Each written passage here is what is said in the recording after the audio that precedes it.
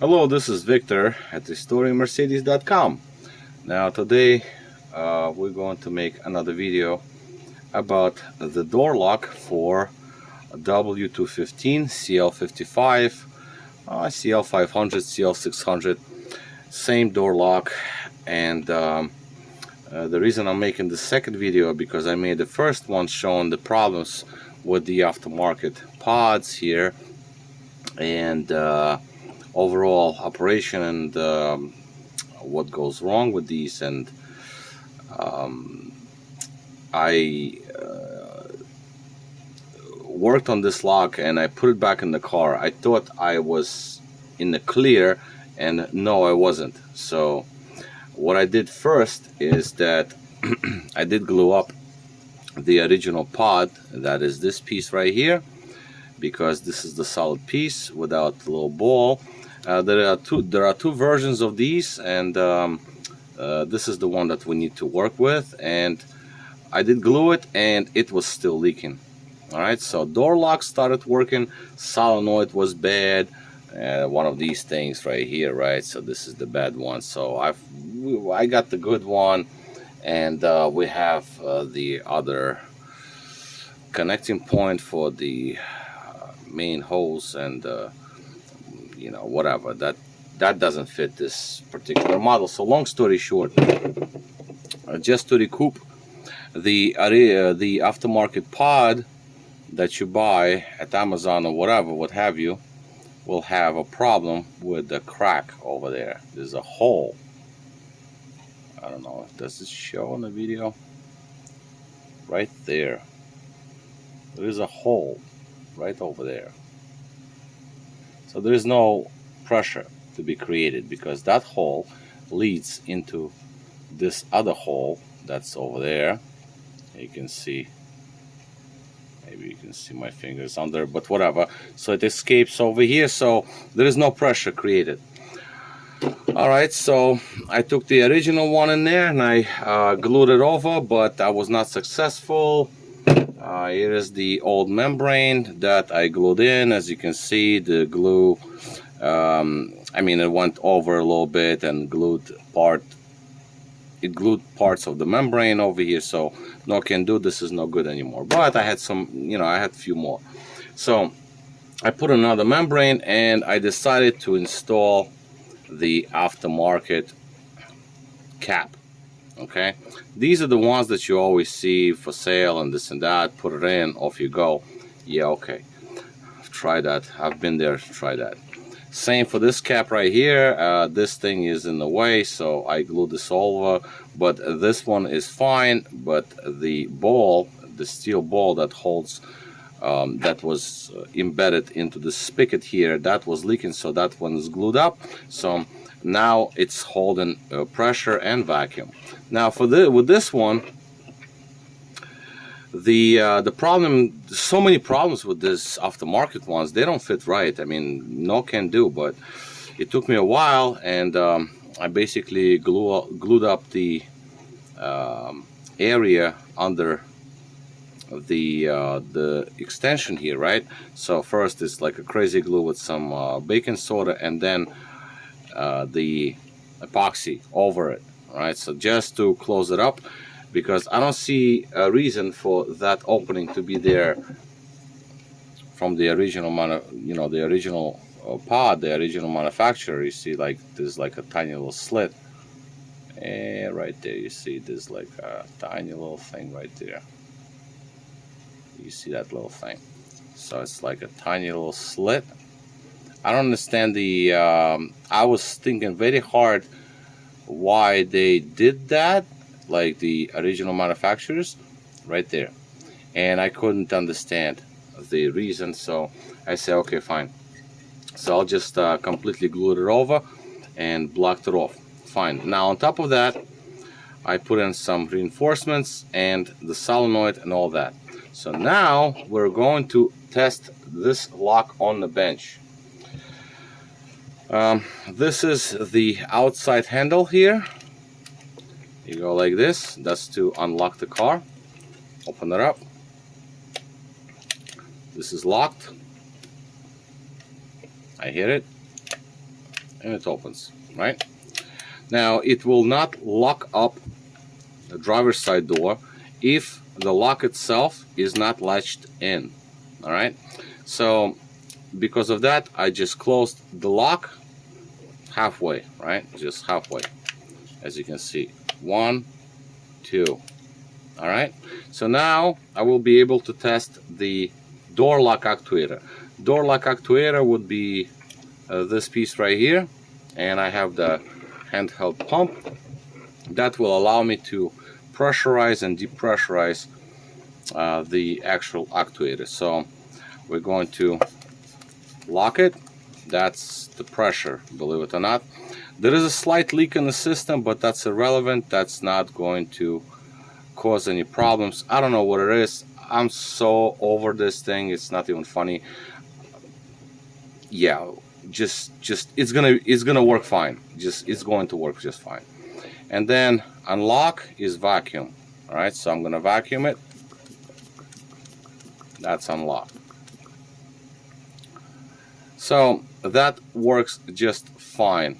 Now let's say we want to activate the soft close. And that was the problem, because this particular lock over here, as a matter of fact, I mean, I still have the hose connected, so let's just disconnect the hose. So the lock moves freely. As you can see, it moves freely now. Now the problem with this lock is that the keyless entry rather, when you touch the handle and you push the button on the handle, that would work fine, but a soft close would not. It would leak air. The manual lock and unlock with this green piece, this green piece, this green extension, that's the one that goes from the outside through the keyhole where you put the metal blade to open and close the car when the battery's dead, like it's okay, so let me just show you that, I guess. Let's see, flathead screwdriver to the rescue. So if the car is disabled and the battery is disconnected, we can always put the regular blade, and then we can close it and open it. Okay, that's the way it works. But that doesn't matter even. It's like, who cares? My biggest thing with this lock right here, it's not complete yet, but the biggest thing is the soft close. That's what's important. So at this point, we're going to activate the solenoid, and these are the wires over here. I'm gonna have a power supply to activate the solenoid. It doesn't matter if it's locked or unlocked. What we need to see is actually, it doesn't matter with this. We can see this piece right here, the pole, lock pole, to move. All right, so that is to be done with pressure. But before I pressurize it, I have to activate the solenoid. And if everything goes well, because there are 3 seals inside, so we'll put the power to the solenoid, and then we're going to pressurize this. Okay, well, my bad, that's vacuum. And then this thing will move. So here we go.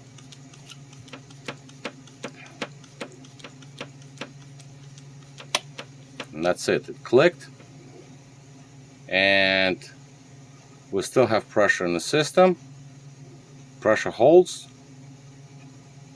Slight, very slight leak. The pump will pick that up, like the pump will pick up the pressure resistance, like back pressure. You'll shut down. It's not a big deal because the leak is super minor. It's not even like to be considered to be a leak, because as you can see, the gauge is still holding more or less. Yeah, it's going down, but it doesn't matter. It could be the gun. It could be it. Who cares? And now at this point, this is a working lock. Now another thing we can see here one more time, this is the soft close actuator, and I'm gonna do vacuum this Alright, so that's that. And then we're gonna do it one more time. We're gonna pressurize this.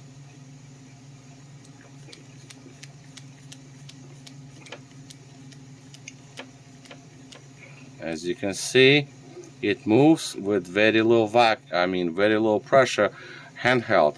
Yes, of course, it's releasing the pressure a little bit, but this is the best I can do because I'm so tired of this lock. It's like, it's insane, but it's going to work just fine because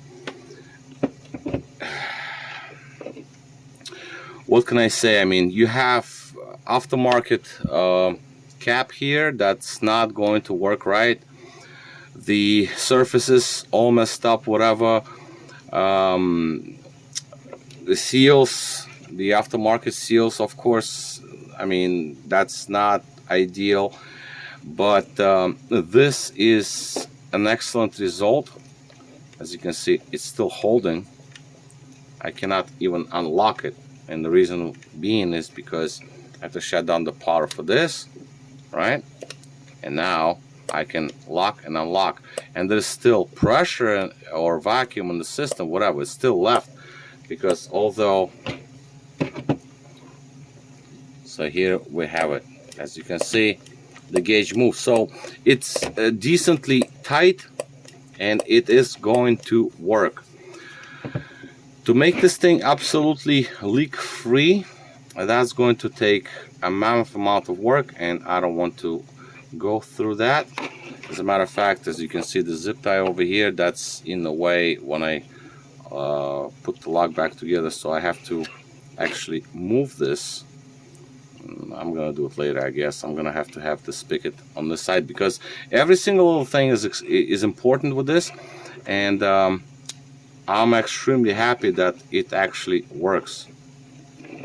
Okay, even with this crappy aftermarket cap, I did use the original solenoid switchover cap here because this one would fit much. It actually fitted much nicer than this one, and that's the aftermarket one. I don't want that. And yeah, so this is where we are. Now I have to put the plastic cover over it. Okay, so once the cover goes on, the large one right here, this is the driver's side because it has a cutout over here for the keyhole lock, so that has to go back on this, something like that. I have to still feed the wires, whatever, and then it's going back into the vehicle because this is something else. The new parts are not available. You cannot buy this lock anymore because it's no longer. And put in the aftermarket pieces, this is what you're going to end up with. You're gonna have to end up with doing something to make this work. I put all these zip ties and mechanics wire and stainless steel, whatever, just to keep it together. And then on top of that, overnight, I'm going to put some glue around it because now I know it works fine. I'm going to glue it on top of all that because this is a very weak link on these locks. So I would rather glue it over just as an extra measure. How about that? So this is basically going to be all. A long video, I guess. And yeah, I don't really work on these because I need to work on something like this. This is my stuff.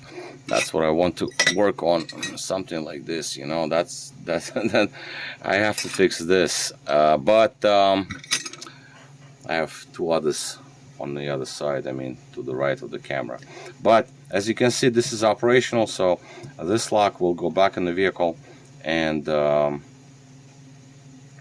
hopefully it will work perfectly fine. And it actually will. I have no doubts that it's not going to, because now it works perfectly fine. Alright, so this is it. Victor here, restoringmercedes.com. Thank you for watching.